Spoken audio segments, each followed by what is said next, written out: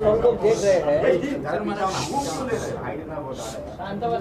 शिवसेना के पक्ष प्रमुख उद्धव ठाकरे जी से मिलने मातोश्री पे आज दिल्ली के मुख्यमंत्री अरविंद केजरीवाल जी, पंजाब के मुख्यमंत्री भगवत सिंह मान जी, मंत्री जी है दिल्ली, राघव छट्टा जी है, संजय सिंह साहब है। आज केजरीवाल साहब ने यहाँ आकर, जब केजरीवाल साहब मुंबई में या महाराष्ट्र में आते हैं तो अब उनकी मातोश्री की क्रेडिट हमेशा पक्की रहेगी। प्यार हो गया, ये प्यार है, एक नया रिश्ता बन गया है। आज भी बहुत सी ऐसी बातें थी देश के बारे में, विपक्ष की एकता के बारे में, हमको क्या करना है, कैसे आगे जाना है, इस बारे में दो नेताओं में बहुत लंबी बातचीत हुई। और उद्धव जी की और अरविंद जी की हमेशा बातचीत, चाहे यहाँ आए या ना आए, बातचीत हमेशा चलती रही। तो आज भी जो बातचीत हुई है दोनों में, या आने वाली दिनों का जो उनका प्लान है, उस बारे में दोनों बात करेंगे।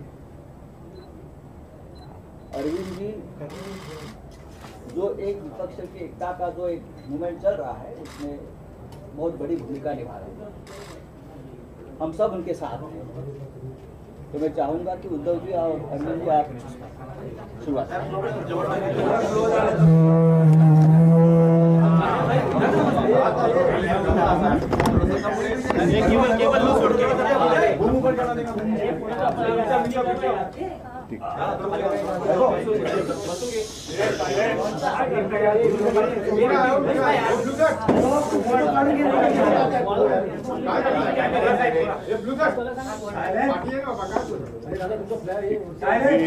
पहिलं थोडं मराठीमध्ये बोलतो।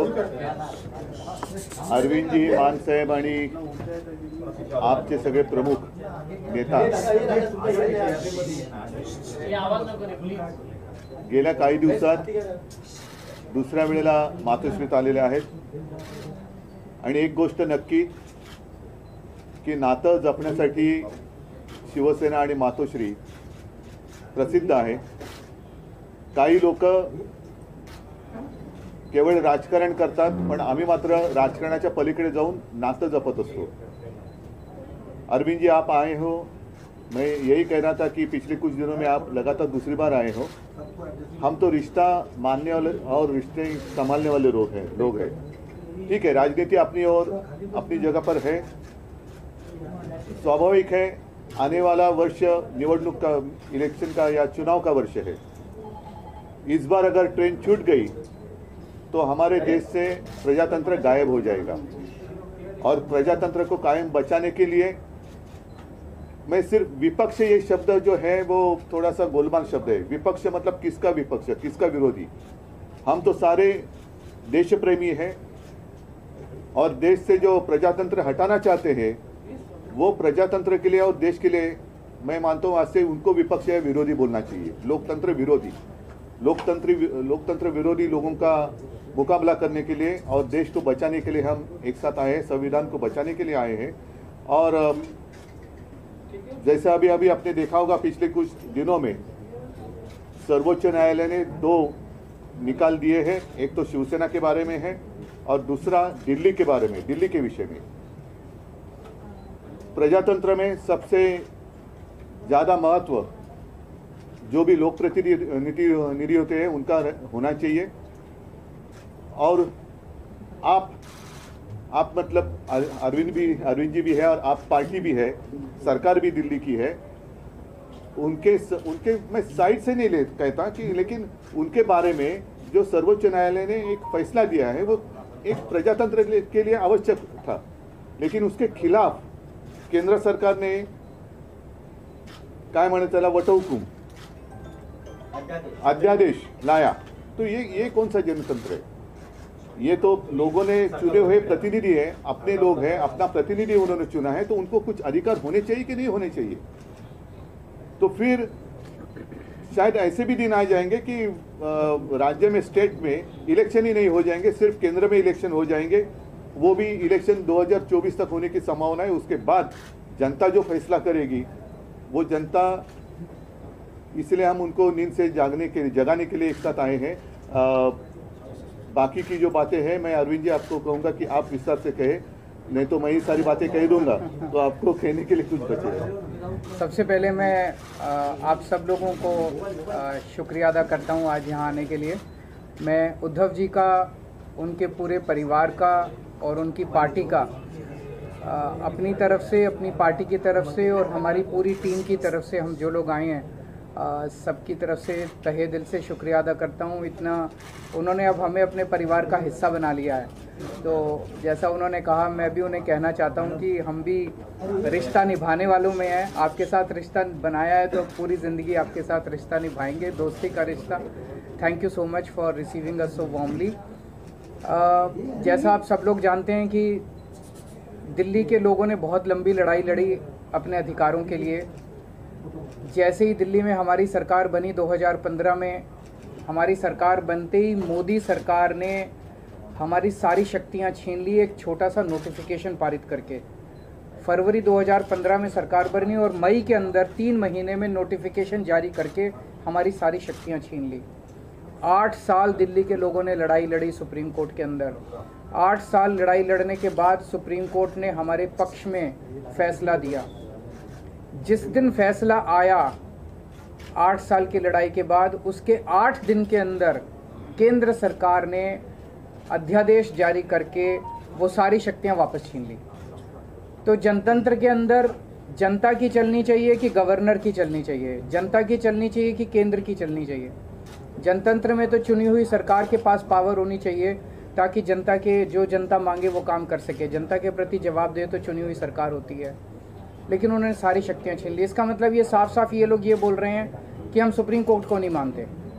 पिछले जिस तरह का इनका रवैया इन लोगों का हमने पिछले कुछ महीनों में ये भी देखा, कैसे इन लोगों ने, इनके मंत्रियों ने, इनके नेताओं ने सुप्रीम कोर्ट के दूसरे जजों को किस तरह से ये लोग गाली देते हैं, गंदी गंदी गालियां देते हैं। जिस तरह से इनके लोग जजों के खिलाफ और जुडिशरी के खिलाफ सोशल मीडिया पे कैंपेन चलाते हैं। इनके लोग जजेस को, रिटायर्ड जजेस को एंटी नेशनल बोलते हैं। तो इनका जुडिशरी पे इनका कोई वो नहीं है। अब इन्होंने एक मैसेज दे दिया कि सुप्रीम कोर्ट जो मर्जी फैसला दे, हम नहीं मानते, हम ऑर्डिनेंस ला के सुप्रीम कोर्ट के फैसले पलट देंगे। ऐसे हमारा देश कैसे चलेगा? ऐसे तो हमारा देश नहीं चल सकता। और ये जनतंत्र सुप्रीम कोर्ट को भी नहीं मानते और ये जनतंत्र को भी नहीं मानते। शिवसेना तो सबसे ज़्यादा भुक्तभोगी है। किस तरह से भारी बहुमत से चुनी हुई, जनता द्वारा चुनी हुई सरकार को इन्होंने गलत तरीके से सीबीआई से, ईडी से, पैसे से इनके एमएलएज को तोड़ के इनकी सरकार गिरा दी। तो अब इनकी 3 तरीके हैं बीजेपी के। 3 तरीकों से ये, अगर कोई बीजेपी की सरकार नहीं बनाएगा, किसी राज्य में नहीं बनेगी, तो या तो वो एमएलए खरीद के उसकी सरकार गिरा देंगे, या एमएलए सीबीआई और ईडी का डर दिखा के एमएलए तोड़ के उनकी सरकार गिरा देंगे, और या फिर ऑर्डिनेंस ला के उनकी सारी शक्तियां छीन लेंगे।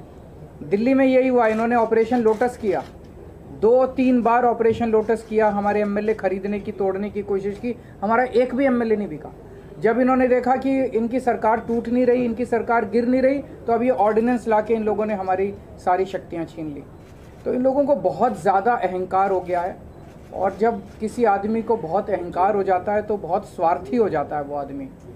ऐसा व्यक्ति देश नहीं चला सकता जो इतने अहंकार और इतने स्वार्थ के अंदर जीता है। वो फिर देश के बारे में नहीं सोचता, वो केवल, ये ऑर्डिनेंस क्या है? ये ऑर्डिनेंस ये है कि सुप्रीम कोर्ट की हिम्मत कैसे हो गई हमारे खिलाफ आदेश देने की, हम देखते हैं। तो ये अहंकार का नतीजा है। अहंकार के अंदर जब आदमी आ जाता है तो फिर कुछ नहीं बचता है। तो मैं बहुत बहुत शुक्रिया अदा करता हूँ शिवसेना का, उद्धव जी का, कि उन्होंने दिल्ली के लोगों का आज साथ दिया। ये लड़ाई दिल्ली की नहीं है, ये लड़ाई पूरे देश के अंदर संविधान की है, जनतंत्र की है, फेडरलिज्म की है। जिस तरह से सारी देश के अंदर सरकारों को परेशान किया जा रहा है, सीबीआई और ईडी का डर दिखा के सरकारें तोड़ी जा रही हैं गवर्नर्स के जरिए। आपको जान के ताज्जुब होगा, पंजाब के अंदर इस बार बजट सेशन नहीं बुलाने दिया गवर्नर ने। गवर्नर ने कहा बजट सेशन नहीं होगा। आप सोच सकते हैं, बजट सेशन की अनुमति नहीं दी गवर्नर ने। इनको सुप्रीम कोर्ट जाना पड़ा, सुप्रीम कोर्ट से आदेश लेके आए कि बजट सेशन होगा, तब बजट सेशन हुआ। तो ये तो जनतंत्र ही नहीं बचेगा। फिर चुनाव क्यों कराते हो? फिर तो एक प्रधानमंत्री और 31 गवर्नर बैठ के अपना देश चला लें। फिर कोई मुख्यमंत्री की ज़रूरत नहीं, कोई कैबिनेट की ज़रूरत नहीं, कोई काउंसिल ऑफ मिनिस्टर्स की ज़रूरत नहीं। इसको हम सबको मिलकर लड़ना होगा। ये केवल दिल्ली की लड़ाई नहीं है। और शिवसेना ने हमें प्रॉमिस किया है कि जब ये संसद में बिल आएगा तो संसद में इसके खिलाफ दिल्ली वालों का समर्थन करेंगे। दिल्ली के लोगों की तरफ से मैं बहुत बहुत शुक्रिया अदा करता हूँ उद्धव जी का, शिवसेना का। और ये एक तरह से सेमीफाइनल होगा 2024 का। अगर 2000 राज्यसभा के अंदर ये बिल गिर जाता है तो 2024 के अंदर मोदी सरकार दोबारा नहीं आ रही है। मैं भगवान जी से बहुत धन्यवाद उद्धव जी का, उनके सारे एमपी लोकसभा और राज्यसभा के मेरे साथी भी रहे, अरविंद जी, संजय राउत जी, और मेरी पार्टी के प्रधान अरविंद केजरीवाल जी। और उद्धव जी ने पहले भी हम मातोश्री में आए थे और यहाँ के हमें घर जैसा माहौल मिलता है, तो उसके लिए मैं बहुत धन्यवाद करता हूँ, इतना मान सम्मान करते हैं। जैसा कि उद्धव जी ने और अरविंद जी ने बोला, लोकतंत्र खतरे में है और भारी खतरे में है। कैसे इलेक्टेड की जगह सिलेक्टेड लोग जो हैं वो जनता को चलाते हैं, वो सरकारें चलाते हैं, जबकि लोकतंत्र का मतलब है इलेक्टेड। ये गवर्नर है सिलेक्टेड। तो एलजी कौन बनाता है? एलजी की कभी एलजी ने कोई जनता से कोई गवर्नर ने किसी जनता से कोई मैंडेट लिया? नहीं लिया। अपनी मर्जी का गवर्नर लगा दिया, तंग करो चुनी हुई सरकार को। अगर सरकार इनकी नहीं बनी, हमें भी बजट सेशन के लिए सुप्रीम कोर्ट आना पड़ा। हमारे तो गवर्नर साहब इस बात से भी मुकर गए थे बजट सेशन में कि मैं माई गवर्नमेंट नहीं कहूँगा। तो हमने कहा जी माई गवर्नमेंट क्यों नहीं कहोगे आप? आपकी गवर्नमेंट, आपके सम्मान किया आपने, तो भाषण जो लिखा है वो तो पढ़ना पड़ेगा आपको, वो तो संविधान में है। इसके लिए भी हमें सुप्रीम कोर्ट से ऑर्डर लेना पड़ा कि आपको माई गवर्नमेंट कहना पड़ेगा, वरना दिस गवर्नमेंट कहने वाले थे। दिस गवर्नमेंट मतलब जो राजभवन है पूरे देश में वो बीजेपी के हेड ऑफिस बन गए हैं, जो गवर्नर हैं वो स्टार कैंपेनर बन गए हैं बीजेपी के। ये लोकतंत्र नहीं है। गुलदस्ते में एक ही तरह के फूल नहीं हो सकते। भारत एक गुलदस्ता है, हर फूल का अपना अपना रंग है, हर फूल की अपनी खुशबू है। तो एक माला की तरह भारत है, हर माला का मन का जो है वो अलग अलग रंग का है। लेकिन ये चाहते हैं हमारा ही हो सब कुछ, हमारा ही हो सब कुछ, हम ही राज करें। जैसा कि अरविंद जी ने बताया, अगर जीत के नहीं आते, इलेक्शन से नहीं आते, तो बाई इलेक्शन से आ जाते हैं। अगर बाई इलेक्शन से ना आए तो खरीद लेते हैं। तो देश के लिए लोकतंत्र जो है, जैसा कि उद्धव जी ने कहा कि विपक्ष नहीं है हम तो देश को प्यार करने वाले लोग हैं। असल में असली जो विरोधी हैं देश के वो हैं जो देश को चला रहे हैं, जो लोकतंत्र की हत्या कर रहे हैं, जो हर रोज़ धज्जियाँ उड़ा रहे हैं लोकतंत्र की। तो दिल्ली की, उसके बाद आपको सुन के ताज्जुब होगा, 2015 में शक्तियाँ छीन ली, तब 67 सीट आई थी 70 में से। शक्तियाँ ना होने के बावजूद भी अरविंद जी ने काम किए अपने दृढ़ इरादों से, क्योंकि उड़ान जो है वो हौसलों से होती है, वो पंखों से नहीं होती। तो शक्तियाँ छीनने के बाद भी काम किए। 2020 में दोबारा शक्ति दी लोगों ने, 63 सीट्स। अब इनको यही दिक्कत है कि हम लोग अब एमसीडी भी हार गए। अब इनको ये लगता है कि हम धीरे धीरे देश में हारना शुरू कर चुके हैं। तो अभी देश को बचाना है, अगर सभी को इकट्ठे होना पड़ेगा। हाँ, कुछ विचारक मतभेद होंगे कई पार्टियों के देश में, लेकिन देश बचाने के लिए हमें इकट्ठा होना पड़ेगा। अगर देश ही ना बचा तो फिर पार्टियां क्या करेंगी? पार्टियों का प्रधान बन के, मुख्यमंत्री बन के क्या करोगे जब देश ही ना रहा? 24 में अगर ये आ गए, ये संविधान बदल देंगे।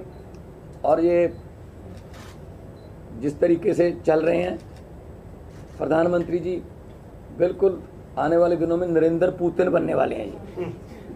हाँ, ये इलेक्शन ही कराएंगे, ये कहेंगे 35 साल की मैं ही हूँ, बस 40 साल की लिए मैं ही हूँ। तो ये उन राहों पर चल रहे हैं। तो ये बहुत खतरनाक है। देश का लोकतंत्र जो है, देश के शहीदों ने अपना खून का कतरा कतरा, हमारे पुरखों ने कतरा कतरा खून का बहा के ये देश हमको लेके दिया था। ये किसी के बाप की जागीर नहीं है कि ये देश के मालिक बन के बैठ गए। इनकी कोई कुर्बानी, देश को आज़ाद करवाने में इनका कोई योगदान नहीं है, लेकिन जो आज़ादी के परवाने थे उन्होंने देश लेके दिया। और देश को ये किन हाथों में बेच रहे हैं, कैसे हर रोज़ बैंक बिक रहे हैं, रेल बेच दी, तेल बेच दिया, एयरपोर्ट बेच दिया, सब कुछ बेच दिया, कैसे जो जुडिशरी को तंग किया जा रहा है। तो हम उद्धव जी के पास इसलिए आए हैं कि क्योंकि ये भी पीड़ित हैं, उस जो कुल्हाड़ी लेके बैठे हैं ये दिल्ली में, वो सब पे चलती है। तो इसके लिए हमें सबको इकट्ठा होकर देश को बचाने वाली पीढ़ियां हमसे सवाल पूछेंगी, जब लोकतंत्र खत्म हो रहा था तो आप क्या कर रहे थे, कम से कम हम जवाब देने के लायक रहेंगे कि हम कोशिश कर रहे थे, हम इनके बाद इनके विरुद्ध इकट्ठे हो रहे थे, हम लोगों को 140 करोड़ लोगों को ये बात मीडिया के जरिए अपने अपने भाषा में समझा रहे थे। तो लोकतंत्र को बचाने के लिए आज हम आए हैं और मुझे खुशी है कि उद्धव जी ने बहुत ही साथ दिया और पहले भी बहुत से मुद्दों पर हम लोकसभा में इकट्ठे लड़ते रहे हैं, शिवसेना के जितने भी MP साहबान होते थे। तो मैं इनका बहुत आभार भी व्यक्त करता हूं कि हमें मान सम्मान दिया, और इनको पंजाब आने का न्योता भी देता हूं। आइए दरबार साहब, आइए माथा टेकिए, वहाँ पे बहुत शांति सुकून वाली जगह, और हम लोग मिल के सब देश को, क्योंकि लंबे सफ़र को मीलों में मत बांटिए, कौम को कबीलों में मत बांटिए, एक बहता दरिया है मेरा भारत देश, इसको नदियों और झीलों में मत बांटिए।